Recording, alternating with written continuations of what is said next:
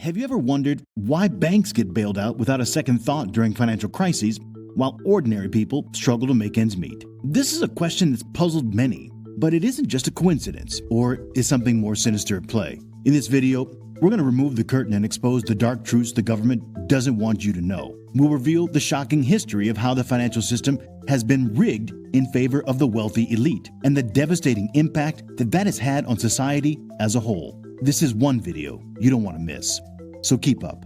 In a world where the rich keep getting richer and the poor keep getting poorer, it's no surprise that the government's handling of financial crises has come under intense scrutiny. Over the years, the U.S. government has mastered the art of supporting the banking industry during times of crisis, and its efficiency was recently demonstrated remarkably. Last month, a minor issue arose in a few financial institutions, but it had the potential to cause widespread panic and chaos in the financial system.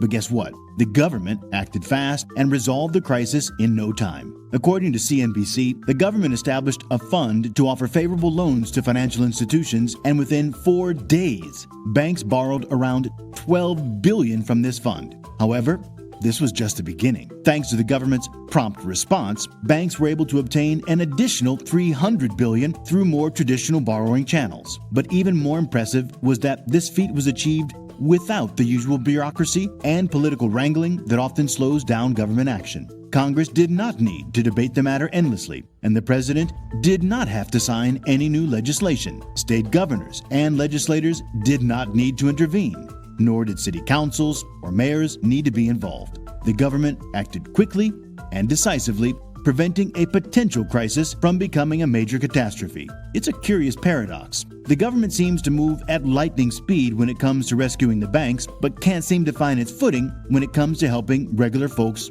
like you and me. The way banks are swiftly taken over and sold off in the face of failure is nothing short of impressive. The FDIC moves like a well-oiled machine, swooping in on a Friday afternoon and the problem solved by Monday morning. But while the government can act fast when it wants to, it seems to falter when it comes to helping the most vulnerable members of society. When Americans need unemployment insurance, Medicaid, or food stamp support, the government's response is anything but speedy, leaving people to fend for themselves. Let's break this down for you in simpler terms. When banks are in trouble, the government jumps to the rescue with a quick and decisive response from a small group of experts. However, the government seems to get bogged down in a bureaucratic nightmare regarding social welfare programs. For context, when Silicon Valley Bank, SVB, collapsed, bureaucrats took charge and followed a well-rehearsed script that was all too familiar to them. But when it comes to helping struggling workers, things get complicated. The government often resorts to a patchwork of federal, state, and local institutions that can leave people struggling to navigate the system. The reason for this difference in approach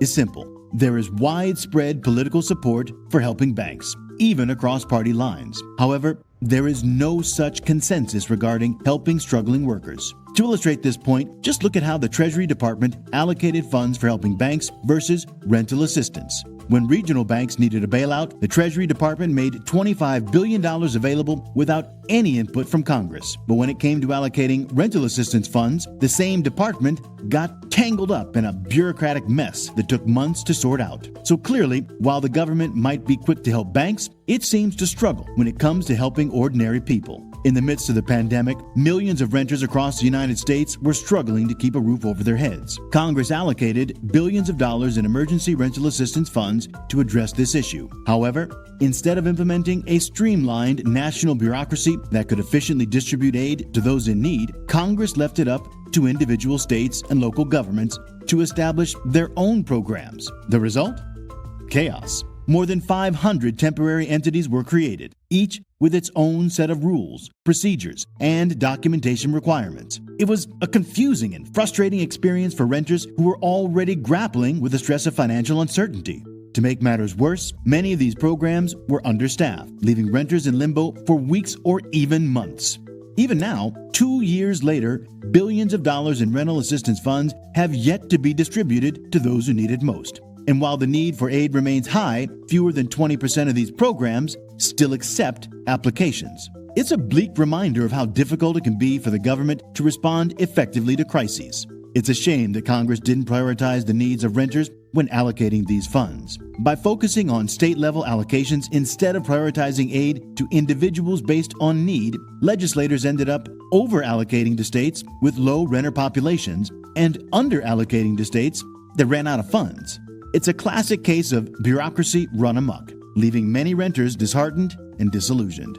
The American Rental Assistance Program has been perennially underfunded, leaving just 1 in 4 eligible families with the support they need to keep a roof over their heads. It's a heartbreaking situation, highlighting the stark reality of the economic inequality that persists across the country. And instead of investing in and strengthening this already existing program, policymakers have chosen to create duplicative and decentralized programs, which may only serve to worsen the issue further. It's like putting a Band-Aid on a gaping wound instead of seeking medical attention. Unfortunately, rental assistance isn't the only program with this problem. Other essential programs like unemployment insurance, Medicaid, and food stamps are also managed at the state, county, and local levels, leading to inconsistent requirements and massive geographic variation in access to vital resources. Imagine a single mother in rural Iowa struggling to make ends meet and provide for her family. She may have difficulty accessing the same resources as a similar family in a more populous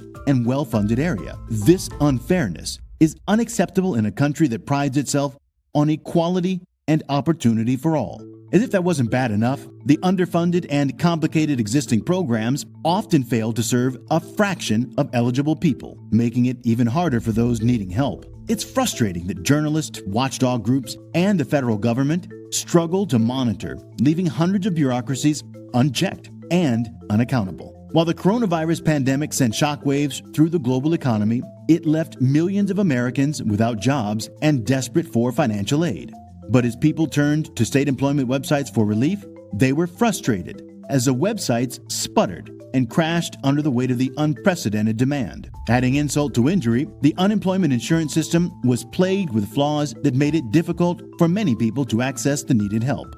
Eligibility requirements in many states were overly strict, leaving freelancers, stay-at-home parents re-entering the workforce, and part-time workers in a lurch. The result was an insufficient and ineffective system, failing to add those who needed it most.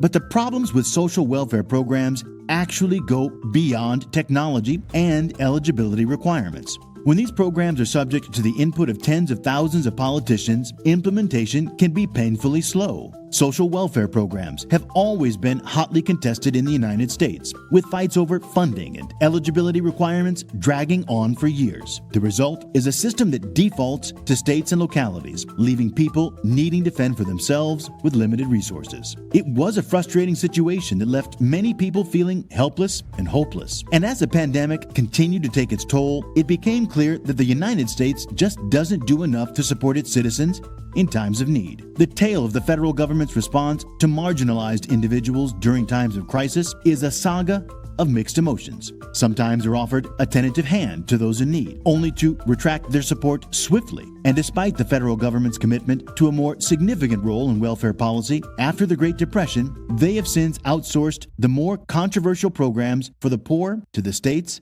and localities. It's sad when we consider that programs such as old age insurance or Social Security are federally funded and administered. In contrast, aid for children, such as temporary assistance for needy families, is left in the hands of the states. This discrepancy reflects our society's failure to prioritize the most vulnerable among us. It's even more alarming to think that free school lunches for children is still a topic of debate. More recently, policymakers and researchers have lamented America's lack of state capacity as a root cause of our inability to help individuals in crisis. However, this argument is a mere Band-Aid solution to a much deeper wound. The United States is one of the world's wealthiest nations, with a staggering 31.45% of global wealth in 2021. No other country comes even close. Moreover, America boasts of a highly educated workforce, which leaves little room for excuses. An example is Alaska's recent food stamp backlog that left thousands of people without access to basic necessities.